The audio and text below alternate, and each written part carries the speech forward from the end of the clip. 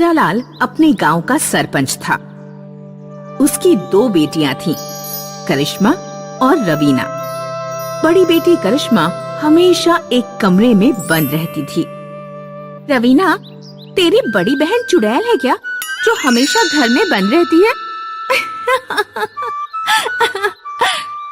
रवीना को जब गांव की लड़कियां चिढ़ाती तो वह अपने माता पिता से जाकर कहती, माँ, पिताजी, करिश्मा मेरे साथ क्यों नहीं खेलती? आप उसे स्कूल भी नहीं भेजती। मुझे रोजाना स्कूल जाना पड़ता है। आखिर वह हमेशा कमरे में बंद क्यों रहती है? गांव वाले कहते हैं कि वो चुड़ैल है। करिश्मा चुड़ैल नहीं है बेटी, तुम बाहर जाकर खेलो। करिश्मा की तबीयत ठीक नहीं रहती, इसीलिए वो कमरे में बंद रहती है। रवीना जब चली जाती है तो हीरालाल की पत्नी हीरालाल से कहती है, इस तरह कब तक हम करिश्मा को बंद करके रखेंगे? आज नहीं तो कल लोगों को उसकी असलियत पता चल ही जाएगी। बेहतर होता कि मैं उसे पैदा ही न करती। जो हो चुका है उसके लिए रोने का कोई फायदा नहीं। मीनापुर गांव में जादूगर बाबा रहते हैं, शायद वो कुछ कर पाएं। कल मैं करिश्मा को उन्हीं के पास लेकर जाऊंगा। अगले दिन हीरालाल करिश्मा को लेकर जादूगर के पास पहुंचता है। क्या समस्या है बेटा? इस लड़की के हाथ क्यों बांध रखे हैं? समस्या ये है बाबा जी कि ये लड़की जिस चीज को छूती है वो बर्फ बनकर जम जाती है। इसलिए डर के मारे हमें इसे कमरे में बंद करके रखना पड़ता है। गांव में इसने किसी इंसान को छू लिया तो वो बर्फ बन जाएगा। बेटा, मैं इसके हाथ तो ठीक नहीं कर सकता, लेकिन मैं तुम्हें एक जोड़ी दस्ताने देता हूँ। अपनी बेटी को ये दस्ताने पहना दो, ये जमेंगे नहीं। इन्हें पहनने के बाद ये घर से बाहर निकल सकती है। करिश्मा दस्ताने पाकर बहुत खुश हुई, क्योंकि अब वह किसी भी चीज को अपने हाथों से पकड़ सकती थी। बेटी, तुम बाहर घूम सकती हो, लेकिन अपना राज किसी को मत बताना, वरना लोग तुमसे डरकर भागेंगे, या हो सकता है कोई तुम्हारा गलत फायदा उठाने की कोशिश करे। करिश्मा अपनी छोटी बहन के साथ खेलने लगी। उसने बाजार जाकर घूमना फिरना भी शुरू कर दिया। कोई दस्तानों के बारे में पूछता तो वह कह देती कि हाथ गंदे ना हो, इसलिए दस्ताने पहनती है। सरपंच की बड़ी बेटी को बचपन से किसी ने नहीं देखा था। जब वह बाहर निकलने लगी तो लोग उसकी सुंदरता देखकर मंत्र मुग्ध रह गए हैं। वैसे गांव में भूरी की सुंदरता के चर्चे होते थे, लेकिन अब सब लोग करिश्मा के बारे में चर्चा करने लगे। सरपंच की बड़ी बेटी देखी, इतनी सुंदर लड़की तो मैंने अपने जीवन में नहीं देखी। अपने हाथों की सुंदरता को बनाए रखने के लिए दस्ताने पहनती है। भूरी को गांव के लोगों की बात सुनकर बहुत चिढ़ होने लगी। हाथों की सुंदरता के लिए दस्ताने पहनती है? कहीं ऐसा तो नहीं हाथों की बदसूरती छुपाने के लिए दस्ताने पहनती हो? इसके दस्ताने तो मैं उतरवा कर रहूंगी। भूरी का जन्मदिन आने वाला था। वह अपने जन्मदिन की दावत देने करिश्मा के घर पहुंची। करिश्मा, कल रात मेरे जन्मदिन की पार्टी है, तुम जरूर आना। हाँ, तुम आओगी ना? देखो, मना मत करना प्लीज। ठीक है, मैं आऊंगी। रात में करिश्मा भूरी के घर पहुंची। भूरी ने केक में पहले से ही कुछ मिला दिया था। करिश्मा ने केक खाया तो वह बेहोश हो गई। जब उसे होश आया तो वह बिस्तर पर लेटी हुई थी और उसके दस्ताने गायब थे। मेरे दस्ताने कहाँ गए? करिश्मा दस्ताने ढूंढने के लिए रूम में रखी अलमारी खोलती है। जैसे ही वह अलमारी को छूती है, अलमारी जम जाती है। वह दरवाजों पर हाथ मारती है, दरवाजा बर्फ बनकर जम जाता है। करिश्मा खिड़की से कूदकर बाहर जाती है। कहीं तुम इसे तो नहीं ढूंढ रही हो? हाँ, मैं इन्हें ही ढूंढ रही हूँ। मेरे दस्ताने वापस करो। नहीं करूँगी, मेरे दस्ताने वापस करो, वरना मैं बहुत मुसीबत में पड़ जाऊंगी। नहीं दूंगी, तू ऐसे ही घर जा। करिश्मा अपने दस्ताने लेने के लिए हाथ आगे बढ़ाती है। भूरी अपने हाथ पीछे कर लेती है। करिश्मा के हाथ भूरी को छू लेते हैं। भूरी बर्फ बनकर जम जाती है। गांव की एक औरत यह सब देख रही थी। करिश्मा, ये तूने क्या किया? औरत चिल्लाने लगी। सुनो सुनो गांव वालों, करिश्मा चुड़ैल है, उसने भूरी को जमा दिया। करिश्मा को वहाँ से भागना पड़ता है। भागते भागते वह जंगल पार करके नदी किनारे पहुँच जाती है। वहाँ उसे एक लड़का मिलता है। क्या तुम्हें नदी पार करनी है? अगर तुम चाहो तो मेरी नाव में बैठ सकती हो। ठीक है, मैं तुम्हारी नाव में बैठ जाती हूँ, लेकिन मुझसे दूर रहना, क्योंकि मुझे एक अजीब बीमारी है। तुम क्या करते हो? मेरा नाम बबलू है। मैं शहर से बर्फ लेकर आता हूँ और गांव में बेचता हूँ। तुम्हें क्या बीमारी है? मैं जिस भी चीज को छूती हूँ वह बर्फ बन जाती है। अच्छा, तो ये बात है। खैर, तुम्हें इस बीमारी को अभिशाप नहीं समझना चाहिए। लड़का एक बाल्टी में पानी भरता है और करिश्मा से पानी में उंगली डालने के लिए कहता है। करिश्मा जैसे ही पानी में उंगली डालती है, पानी बर्फ बन जाता है। यदि तुम चाहो तो तुम मुझसे विवाह कर सकती हो। तुम इसी तरह बर्फ जमाना और मैं बर्फ बेचूंगा। इस तरह मेरा खर्चा बच जाएगा। लेकिन मेरे दस्ताने मेरे गांव में ही रह गए हैं और मेरे माता पिता भी मेरी चिंता कर रहे होंगे। तुम चिंता मत करो।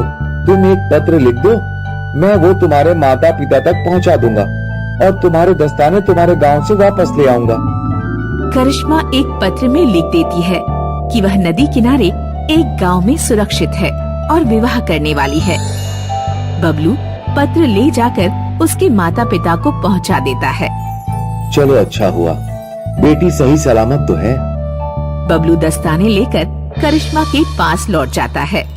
करिश्मा और बबलू विवाह कर लेते हैं और खुशी खुशी अपना जीवन बिताने लगते हैं। एक गांव में खुशबू नाम की एक लड़की रहती थी। खुशबू 18 साल की हो चुकी थी, लेकिन उसका दिमाग कुछ बच्चों जैसा था। चल मेरी घोड़ी टुम्बकटू, कहाँ का दूल्हा कहाँ के तू। अरे खुशबू, तू यहाँ खेल रही है। लड़के वाले तुझे देखने आ रहे हैं। उन्हें पता चल गया कि तू इस उम्र में भी खिलौनों से ही खेलती है, तो फिर तेरी शादी नहीं हो पाएगी। चल फटाफट तैयार हो जा और लड़के वालों के सामने अपना मुंह बिल्कुल मत खोलना।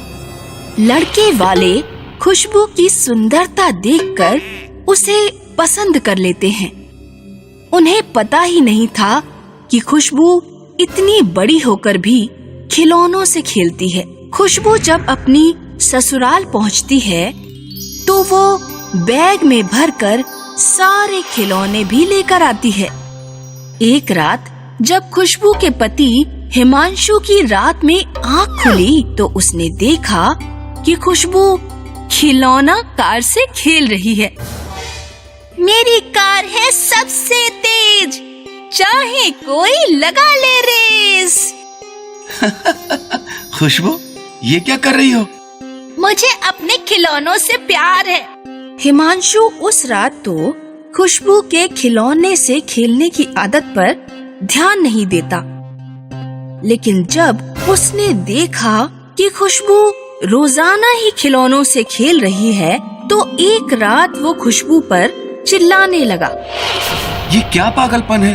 तुम कोई बालक हो जो खिलौनों से खेलती हो? हिमांशु की माँ भी कमरे में आ जाती है।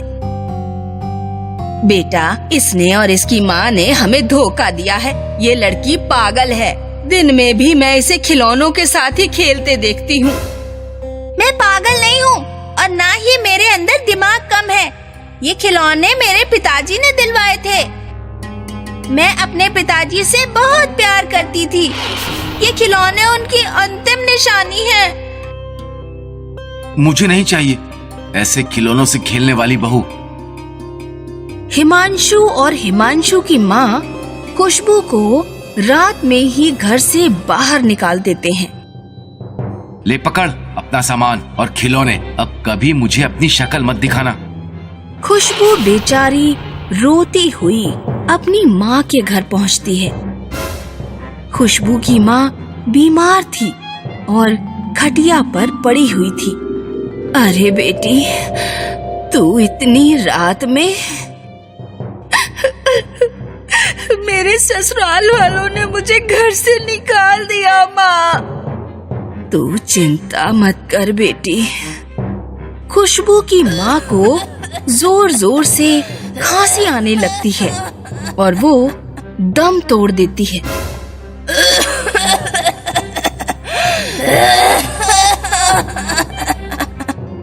माँ, माँ, उठो माँ, माँ, तुम मुझे अकेला छोड़कर नहीं जा सकती। खुशबू की माँ ने खुशबू की शादी में ही सब कुछ खर्च कर दिया था, इसीलिए उनके घर ना पैसे थे ना खाने को खाना। माँ, माँ नहीं, मेरे पिता नहीं, मेरे ससुराल वालों ने घर से निकाल दिया। अब मैं जीकर क्या करूं? खुशबू अपने सारे खिलौने लेकर एक सूखे हुए कुएं में आत्महत्या करने के उद्देश्य से कूद जाती है, लेकिन कुएं में एक राक्षसनी उसकी कैच पकड़कर उसे बचा लेती है। डरो मत, मैं तुम्हें कोई नुकसान नहीं पहुंचाऊंगी।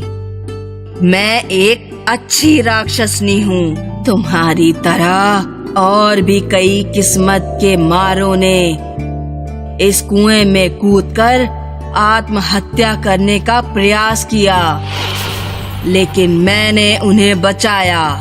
अब तुम बताओ, तुम क्यों मरना चाहती हो? खुशबू राक्षसनी को अपनी पूरी कहानी बताती है। मैं तुम्हारे माता पिता को जिंदा तो नहीं कर सकती, लेकिन बेटी मैं तुझे एक बेहतर जीवन दे सकती हूँ। तुझे खिलौनों से प्यार है ना? ये ले जादुई चाबी।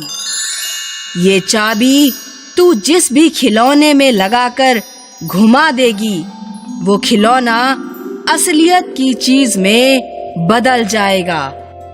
लेकिन मन में लालच मत लाना। जिन चीजों की जरूरत हो उन्हें ही चाबी लगाना। राक्षस ने खुशबू को कुएं से बाहर छोड़कर चली जाती है। खुशबू घोड़े के खिलौने में चाबी डालकर घुमाती है। खिलौना असलियत का घोड़ा बन जाता है। खुशबू घोड़े पर बैठकर घर पहुंचती है। घर पहुंचकर वो अपने गुड्डे में चाबी भर देती है। गुड्डा एक असलियत का जवान लड़का बन जाता है। खुशबू उससे शादी कर लेती है। रहने को घर है और जीवन साथी भी है। अब सिर्फ रोजी रोटी कमाने का जरिया चाहिए।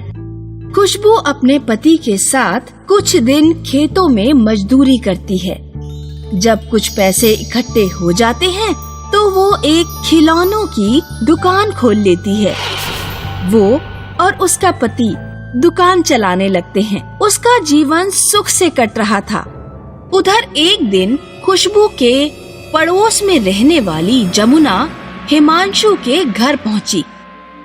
तुमने अपनी जिस बहू को घर से बाहर निकाला था, उसे एक जादुई चाबी मिल गई है, जिससे किसी भी खिलौने की वस्तु को असलियत का बनाया जा सकता है। तुम्हारी बहू के घर मैंने TV, fridge, cooler, washing machine सब कुछ आइटम देखे। भला पूरे गांव में ये आइटम किसके घर होंगे? हिमांशु सोचता है कि अगर वो चाबी किसी तरह उसे मिल जाए तो मजा ही आ जाए। एक रात हिमांशु खुशबू के घर की छत पर चढ़ जाता है। वो खपरेल हटाकर खुशबू के घर में घुसता है और चाबी चुरा लेता है। हिमांशु बाजार जाकर एक बड़ा सा खिलौना, घर और एक बहुत सुंदर गुड़िया खरीद लाता है। अब आएगा मजा। इस खिलौना घर से मिलेगा मुझे एक बहुत बड़ा घर, और ये सुंदर गुड़िया बनेगी एक बहुत सुंदर स्त्री, जिससे मैं विवाह करूंगा। हिमांशु जैसे ही खिलौना घर को बड़ा करने के लिए उसमें चाबी लगाता है, खिलौना घर तो बड़ा ही नहीं होता, लेकिन उसका अपना घर खिलौने जैसा छोटा बन जाता है। अरे ये क्या हो गया? फिर हिमांशु गुड़िया में चाबी लगाता है। गुड़िया असलियत की सुंदर स्त्री नहीं बनती, लेकिन उसकी माँ छोटी हो जाती है। अरे अम्मा! बेटा, ये हमारे लालच का फल है। जाकर खुशबू की चाबी वापस कर दे और उससे माफी मांग। हिमांशु खुशबू के पैरों में गिरकर माफी मांगता है। तब उसकी माँ और घर दोबारा ठीक हो पाते हैं। एक अमरनाथ नाम का गांव था, जहां रमन नाम का आदमी रहता था। वो बहुत ही नेक दिल इंसान था, लेकिन लोग उसको बेवकूफ बनाकर अपना सारा काम करवा लिया करते थे।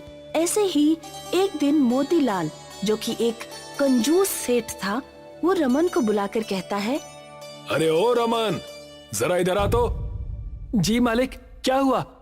एक काम कर, जरा मेरा गोदाम साफ कर दे, बहुत गंदा हो गया है। मालिक, मैं तो खेत पर काम करने के लिए जा रहा था, ताकि कुछ पैसे कमा सकूं। मुझे अपना गुजारा भी तो करना है ना मालिक। अरे तुझे पैसे की क्या जरूरत है? तुझ पर तो माता लक्ष्मी खुद ब खुद मेहरबान हो जाएंगी। आखिर वो कैसे होगा? देख, माता लक्ष्मी ऐसी जगह वास करती हैं जहां साफ सफाई रहती है। तो अगर तू मेरा गोदाम अच्छे से साफ सुथरा और एकदम चकाचक कर देगा, तो माता लक्ष्मी तुझसे बहुत प्रसन्न हो जाएंगी और खुद चलकर तेरे घर आ जाएंगी। रमन मोतीलाल का काम करना नहीं चाहता था, पर वो मना नहीं कर पाता और उसकी बात मान जाता है। वो अपनी पूरी मेहनत से उसका गोदाम एकदम साफ कर देता है। साफ सफाई करने के बाद वो अपने घर चला जाता है। अरे, आप तो बहुत जल्दी वापस आ गए। क्या हुआ, खेत पर नहीं गए क्या? ये सुनकर रमन अपनी पत्नी को सारी बात बताता है। उसकी सारी बात जानने के बाद रमन की पत्नी बिगड़ते हुए कहती है, आखिर आप कब तक लोगों की बातों से बेवकूफ बनते रहेंगे? बताइए ना। लोग हमेशा आपको बेवकूफ बनाकर आपसे मेहनत वाला काम करवा लेते हैं और आप बदले में कुछ भी नहीं लेते हैं। ऐसा कब तक चलेगा? मैं क्या करूं? कोई मुझसे कोई काम कहता है तो मैं मना नहीं कर पाता। ऐसे तो हम लोग एक दिन भूखे ही मर जाएंगे। ये बड़े बड़े लोग कितना फायदा उठाते हैं और आप बस चुपचाप उनका काम करते रहते हैं। कोई बात नहीं कमला, एक ना एक दिन मुझे मेरे कर्म का फल जरूर मिलेगा। भगवान के घर देर है पर अंधेर नहीं। वो बात तो आपकी सही है। भगवान तो अपने भक्तों की हमेशा सुनता है, लेकिन हमें भी तो मेहनत करनी पड़ती है। बिना मेहनत के कुछ नहीं मिलता। अरे तुम बस भगवान पर यकीन रखो, जो होगा भगवान की कृपा से अच्छा ही होगा। लेकिन अभी मैं क्या करूं? घर में खाने को केवल आज रात का ही राशन है। अगर ये भी खत्म हो गया तो कल खाने के लाले पड़ जाएंगे। भाग्यवान, तुम कल की चिंता मत करो। कल मैं कुछ ना कुछ इंतजाम जरूर कर लूंगा, ये मेरा वादा है। आप कहते हैं तो ठीक है। मैं तो भगवान और आपके ही भरोसे जी रही हूँ। तभी उनके दरवाजे पर एक अम्मा आती हैं। कहती हैं, अरे कोई है क्या जो मुझ गरीब की मदद करे? अरे कुछ खाने को हो तो दे दो, मैं कई दिनों से भूखी हूँ। अम्मा, आप अंदर आ जाइए। रमन और उसकी पत्नी अम्मा की बहुत खातिरदारी करते हैं। उसके बाद अम्मा देखती हैं कि घर में उनके खाने के लिए कुछ भी नहीं बचा है।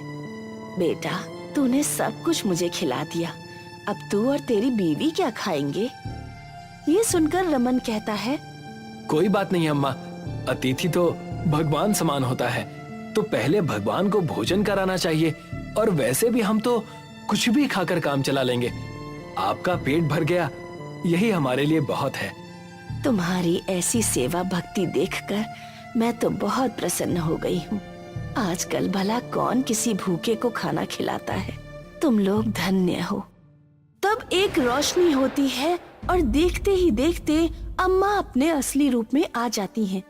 वो कोई और नहीं बल्कि धरती माता होती हैं, जो भेष बदलकर रमन के घर आई होती हैं। धरती माता को देखकर दोनों प्रणाम करते हैं। तब धरती माँ उन दोनों को कहती हैं, मैं तुम दोनों के स्वभाव से बहुत खुश हूँ। तुम दोनों बहुत नेक दिल हो। खुद के पास भोजन ना होते हुए भी तुमने एक अनजान को अपना खाना दिया। बताओ, तुम्हें क्या चाहिए? माता, आपने हमें दर्शन दिए, हम तो वैसे ही धन्य हो गए। हमें और कुछ नहीं चाहिए। तुम दोनों का इतना नेक दिल है कि मैं तुम दोनों से बिना मिले नहीं रह पाई, इसीलिए मैं तुम दोनों से मिलने तुम्हारे पास आ गई।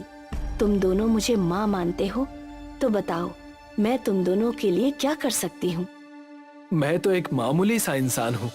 मैं खेती करके अपना गुजारा करना चाहता हूँ, लेकिन मेरे पास खेती करने के लिए कोई जमीन नहीं है और ना ही इतना धन है कि मैं खेती करने के लिए बीज या खाद की व्यवस्था कर सकूं। मैं तो बस चाहता हूं कि मैं खेती करके इतना कमा सकूं ताकि ना मैं भूखा रहूं और ना ही मेरे घर से कोई भूखा जाए। ये सुनकर धरती माँ बहुत खुश हो जाती हैं और रमन को एक मंत्र बताती हैं। चंद्र आगमन, धरती माँ कृषि जागमन। जब जब तुम ये मंत्र पढ़ोगे तब तब तुम चांद पर पहुंच जाओगे और तुम वहां जाकर किसी भी चीज की खेती कर सकते हो। वहां का वातावरण हर तरह की खेती करने में तुम्हारी मदद करेगा और साथ ही साथ वहां खेती करने के लिए तुम्हें केवल उस जगह की भूमि को जोतना है। बाकी उस भूमि में जिस भी चीज की खेती करनी हो उसका नाम लेते चले जाना और वो होती चली जाएगी। वहां तुम जिस भी चीज का नाम लोगे वो खेती अपने आप उगना शुरू हो जाएगी। तुम केवल उस खेती का पूरा ध्यान रखना और सही समय आने पर अपनी खेती से अपना व्यापार शुरू करना। क्या सच में ऐसा होगा? हाँ पुत्र, इस बात का ध्यान रखना कि जो भी खेती तुम करो उससे बाकी लोगों का भी भला होना चाहिए। अपने से पहले हमेशा दूसरों की मदद करने का सोचना, वरना हो सकता है ये मंत्र काम ना करे। ये कहकर माता वहाँ से गायब हो जाती हैं। इसके बाद वो दोनों उस मंत्र को एक बार पढ़ते हैं। चंद्र आगमन, धरती माँ कृषि जागमन। चंद्र आगमन, धरती माँ कृषि जागमन। जैसे ही दोनों मंत्र पढ़ते हैं तो वो पाते हैं कि अब वो दोनों चांद पर हैं। पर फिर सोचते हैं कि वो किस चीज की खेती करें।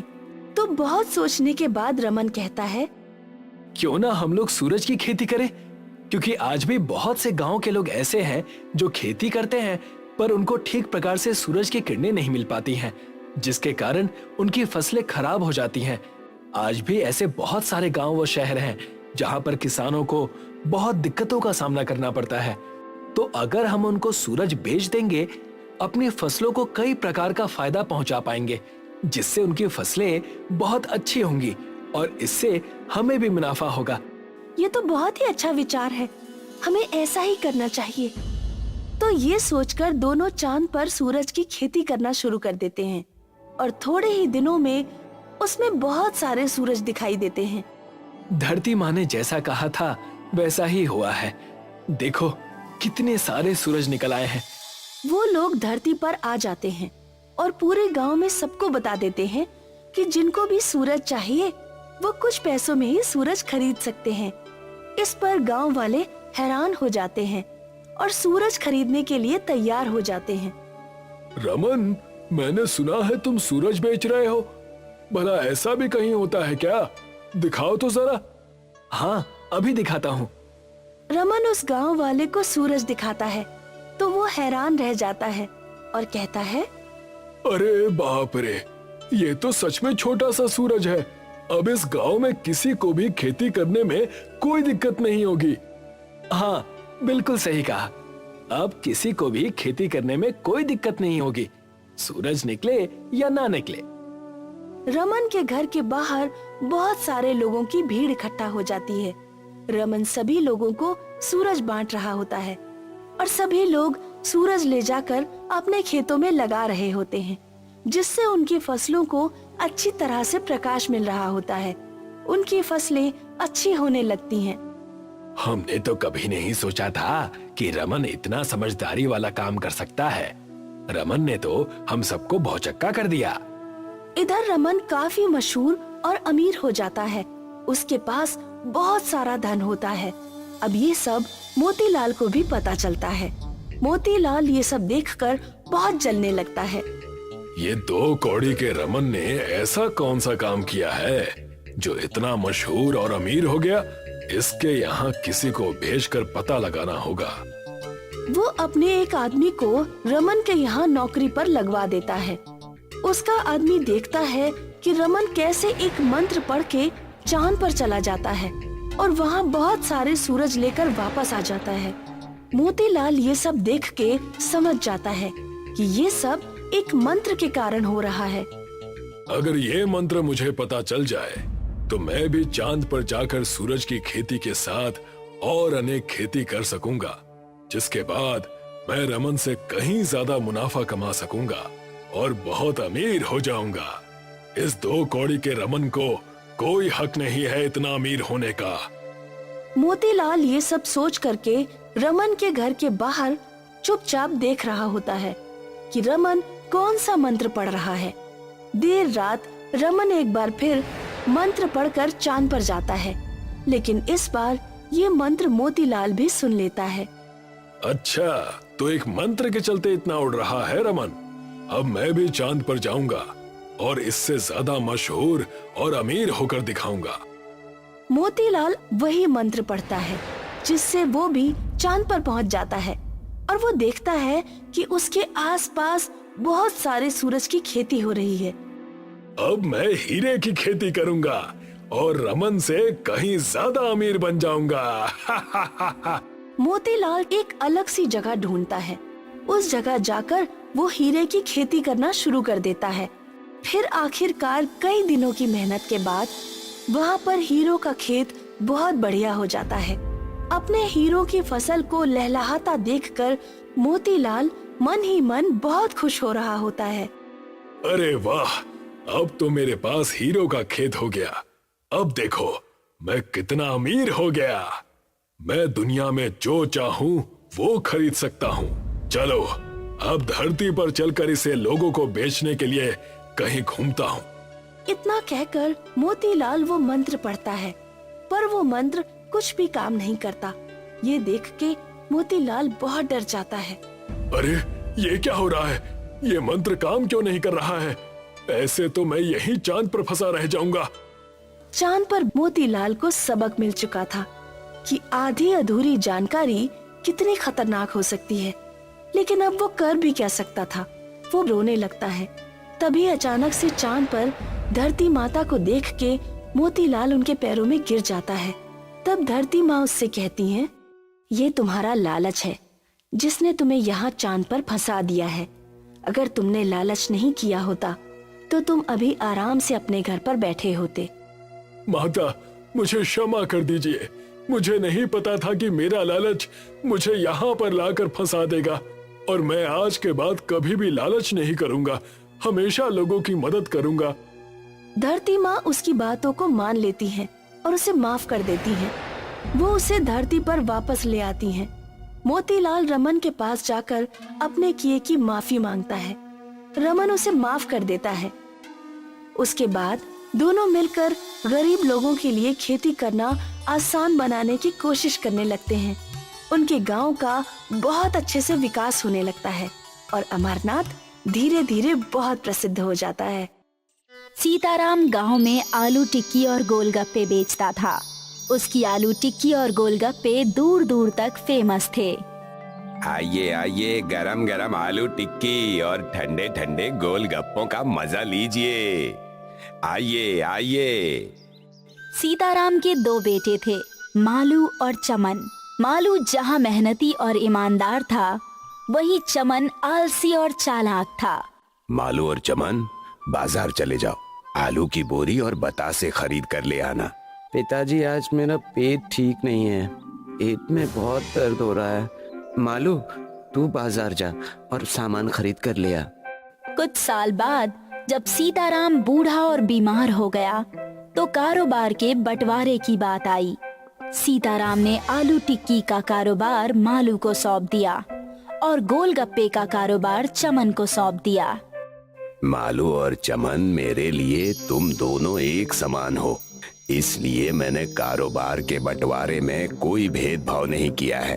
तुम दोनों अपना अपना कारोबार खूब मन लगा कर करना। मेरी इच्छा है बेटों कि मैं तुम दोनों की शादी एक साथ एक मंडप में ही करूं। जैसी आपकी आज्ञा पिताजी। दोनों बेटों मालू और चमन की शादी तय कर दी गई। मालू की बहू का नाम पुष्पा था और चमन की बहू का नाम विमला। मालू ने अपनी आलू टिक्की की दुकान संभालनी शुरू कर दी। उधर चमन घर पर आराम करता या दोस्तों से गप्पे लड़ाता और उसकी पत्नी गोलगप्पों की दुकान संभालती। आलसी चमन भले ही दुकान पर काम ना करता हो, लेकिन दूसरों की जमीन जायदाद हड़पने के मामले में उसका दिमाग बहुत तेज चलता था। चमन मालू का कारोबार हड़पने के बारे में सोचने लगा। इस मामले में उसकी पत्नी ने भी उसका साथ दिया। किसी तरह मालू की आलू टिक्की का धंधा हमारे हाथ लग जाए तो मजा ही आ जाए। बैठे बैठे दिमाग ही चलाते रहोगे या कुछ करोगे भी? चमन को पता था कि मालू हर रोज सुबह आलू की बोरी लेने मोटरसाइकिल से बाजार जाता है। चमन ने एक रात चुपचाप मोटरसाइकिल के ब्रेक्स फेल कर दिए। अगले दिन मालू तेज स्पीड में गाड़ी चला रहा था। ब्रेक्स नहीं लगे और उसका एक्सीडेंट हो गया। इसी समय चमन ने मालू की दुकान को अपने कब्जे में ले लिया। मालू की बहू पुष्पा हॉस्पिटल में व्यस्त रह गई। वो कोर्ट कचहरी के चक्कर कहाँ से लगाती। पुष्पा ने अपने ससुर से कहा, पिताजी आप एक बार चमन भाई साहब से कह दीजिए कि वे हमारी दुकान छोड़ दें।